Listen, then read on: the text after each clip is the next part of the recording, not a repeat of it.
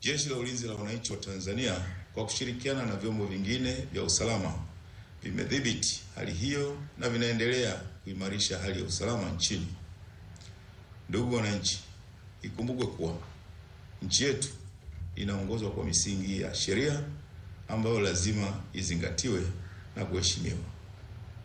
Kutokana na hali hiyo, Jeshi la Ulinzi la Wananchi wa Tanzania linawataka watu wote wanaojihusisha na vitendo vya kihalifu kuacha vitendo hivyo mara moja ili kuepusha madhara yasiyokuwa ya lazima kwa ustawi wa jamii na taifa letu. Endapo vitendo vya uhalifu vitaendelea, Jeshi la Ulinzi la Wananchi wa Tanzania kwa kushirikiana na vyombo vingine vya usalama vitaendelea kuchukua hatua stahiki kwa mujibu wa sheria.